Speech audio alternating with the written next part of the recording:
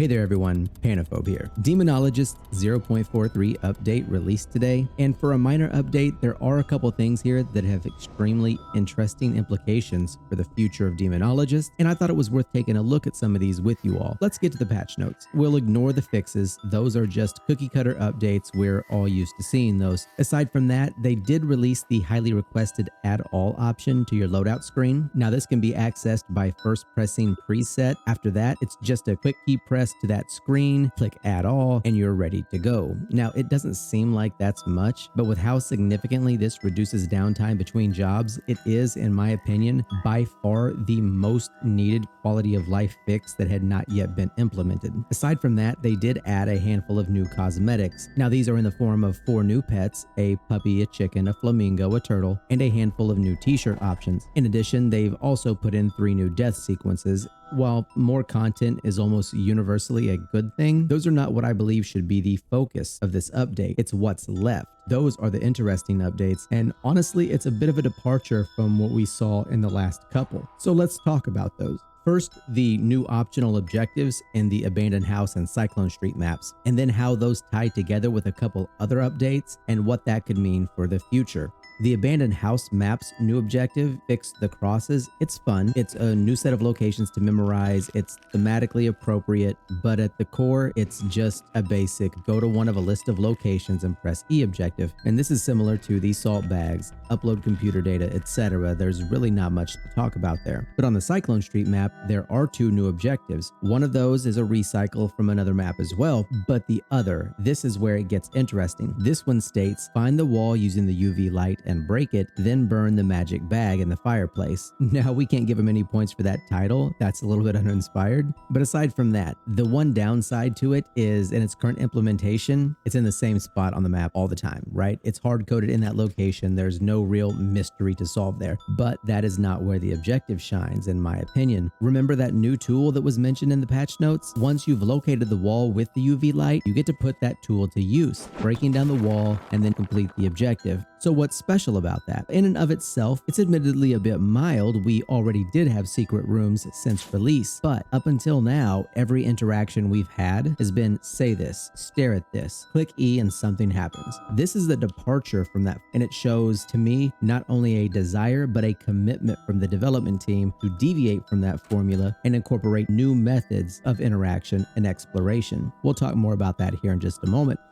Next, looking back at the patch notes, we also have new Safehouse Interactions and the obscure S question mark. Now, if you've unlocked the penthouse, you probably already noticed on your kitchen counter there is a note left by an apparent apparition that appears to be haunting the very house you live in. She's left this brief note with a riddle that, once solved, will allow you to open up a new room in the safe house. Now, it's not that difficult, but there is a sense of accomplishment for some folks to figure that out, so I'm not going to spoil what that word is here in case you are interested in finding it out on your own. Once you have figured that out, in that location, there will be a second note. In this note, you're informed of a book that can be found in Bedlam, which, as most of you probably know, is the name of the unreleased asylum map that's not too far down the road. That's where it gets intriguing if you start to tie this together. What does it do besides just tease a few interactions on a new map? Well, let's combine some things we already know with what we learned in this update.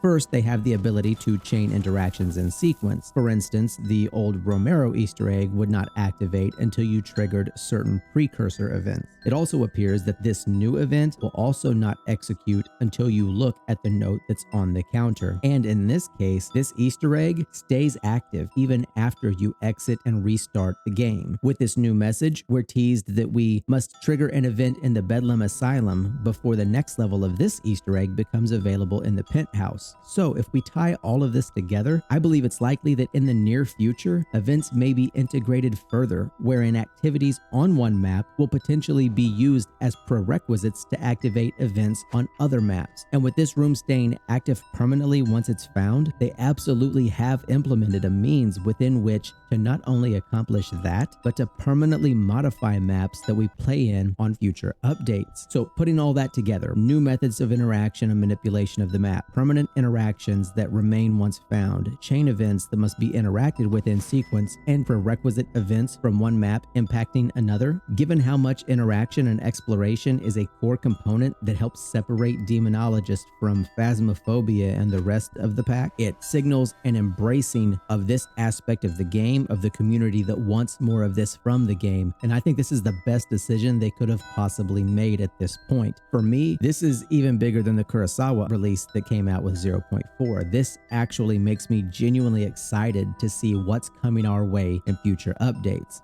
All right, everyone, I'm going to go ahead and wrap this up, but I just wanted to give you my thoughts on that and see what you all think. If you enjoyed the brief rundown on theory crafting, please go ahead and boop the buttons. Let me know what you think in the comments, if you agree with me or if you think I'm totally off the mark. All right, with that, thank you all for watching. I'll see you on the next one.